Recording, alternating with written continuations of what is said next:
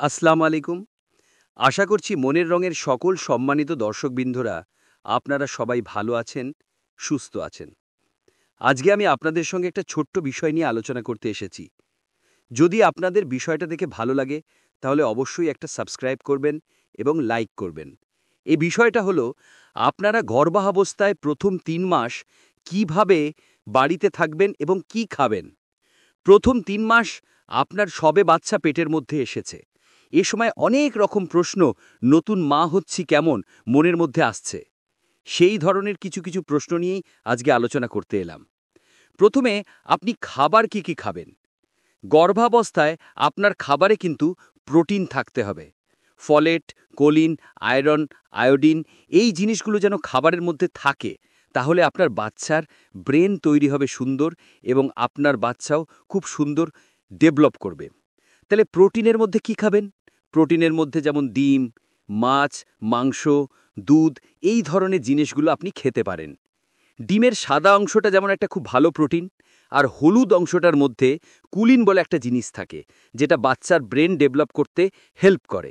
ফলে ডিম আপনি দুটো খেতেই পারেন, একটা নিজের জন্য, একটা বাচ্চার জন্য। মাছের মধ্যে আপনি সি ফিশ, যেগুলো সামুদ্রিক মাছ, নর্মাল মাছ, এগুলো সব রকমই খেতে পারেন। সামুদ্রিক মাছের মধ্যে আয়োডিন থাকে, ফলে সামুদ্রিক মাছ গর্ভাবস্থায় খাওয়া কিন্তু শরীরের পক্ষে খুব ভালো। মাংসের মধ্যে অনেকে জিজ্ঞেস করে কী ধরনের মাংস খেলে ভালো হবে, যেমন পোলট্রির মাংস খেতে পারেন।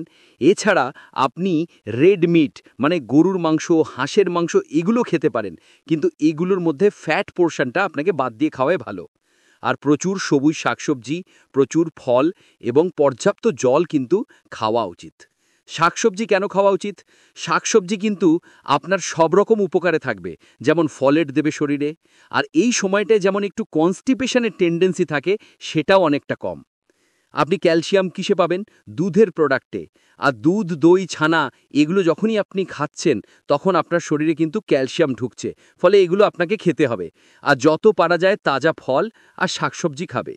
কিন্তু আপনি অতিরিক্ত পরিমাণে গাজরের রস খেলেন, পি লিভার খেলেন, এটা কিন্তু না খাওয়াই ভালো। মানে ভিটামিন এ আছে এমন জিনিস অতিরিক্ত পরিমাণে কিন্তু আপনি এ সময় খাবেন না।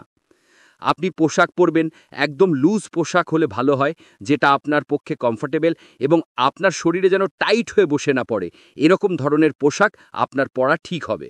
এবং স্যান্ডেল জুতো ব্যবহার করবেন, যেন কোনোভাবেই জুতোর মধ্যে হিল বেশি না থাকে। হিলওয়ালা জুতো আপনার পা মুচকে পড়ে যাওয়ার একটা সম্ভাবনা থাকবে, ফলে ফ্ল্যাট হলে স্যান্ডেল ব্যবহার করাই ভালো।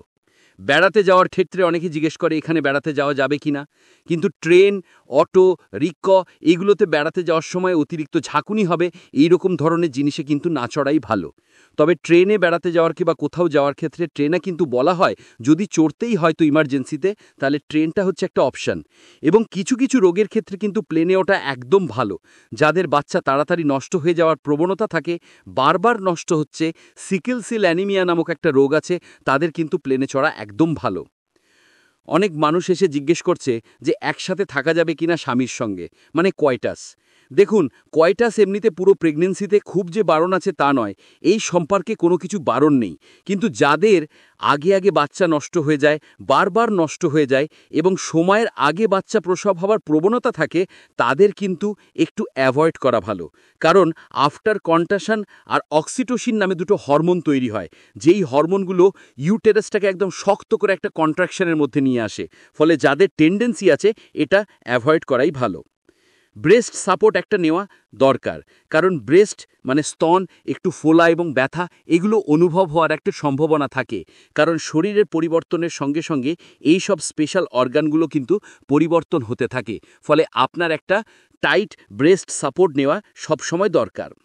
স্নানের ক্ষেত্রে আপনি স্নান প্রতিদিনই করতে পারেন, কিন্তু স্লিপারি জায়গায় এড়িয়ে যাওয়াই ভালো এবং পড়ে যাওয়াটা কোনোভাবেই যেন না হয় এদিকে খেয়াল রেখে আপনি প্রতিদিনই স্নান করতে পারেন। কিন্তু আপনি মা হতে চলেছেন, কাজেই আপনার স্মোকিং যদি হ্যাবিট থাকে এটা কিন্তু আপনার ছেড়ে দেওয়া দরকার।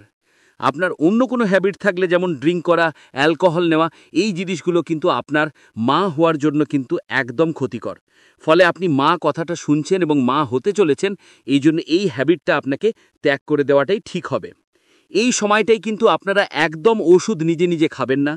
যদি আপনার কোনো কষ্ট হয়, মাথা ব্যথা, পা ব্যথা, কোমরে ব্যথা, এগুলোতে কিন্তু আপনি ডাক্তারের পরামর্শ ছাড়া ওষুধ একদম না খাওয়াই ভালো। আচ্ছা, আরেকটা ব্যাপার হলো, এই সময় একটা কনস্টিপেশন হওয়ার টেন্ডেন্সি থাকে। ফলে আপনার কোমরে খুব ব্যথা হতে পারে, পেটটা শক্ত হয়ে যেতে পারে। এই কনস্টিপেশনের টেন্ডেন্সিটা আপনি যদি কমাতে চান, তাহলে আপনাকে সবুজ শাকসবজি, জল এগুলো বেশি করে খেতে হবে। আর ফ্রেশ ফ্রুটস মানে টাটকা ফল আপনি খেতে পারেন। এগুলোতে আপনার এই কনস্টিপেশনটা অনেকটা কমে যাবে। এটাও যদি কাজ না করে, দেখা যায় যে তার সত্ত্বেও আপনার এগুলো হয়েছে, তাহলে ডাক্তারের পরামর্শ নিয়ে ল্যাক্সিজিভ খেতে পারেন। এছাড়া ডাক্তার অনেক সময় আয়রন ও ক্যালসিয়াম দিয়ে থাকে, এগুলো কিন্তু নেওয়া সবসময় দরকার। ফলে আপনি যখন প্রথম জানতে পারলেন যে মা হতে চলেছেন কি বা মা হয়েছেন, তখন আপনার মনে মনে একদম ঠিক করে নেওয়া দরকার যে এই বাচ্চাটা যেন সব দিক থেকে সুন্দর, সুস্থ হয়ে ওঠে এবং আপনিও যেন সুন্দর সুস্থ থেকে যান। এই জন্য আজকে যেই বিষয়গুলো নিয়ে আলোচনা করলাম, সেগুলো যদি আপনি সঠিকভাবে মেনে চলতে পারেন, তাহলে আশা করা যায় আপনার কোনো সমস্যা হবে না ইনশাআল্লাহ। আজকের মতো এখানেই শেষ করছি। সবাই ভালো থাকুন, সুস্থ থাকুন। আল্লাহ হাফেজ।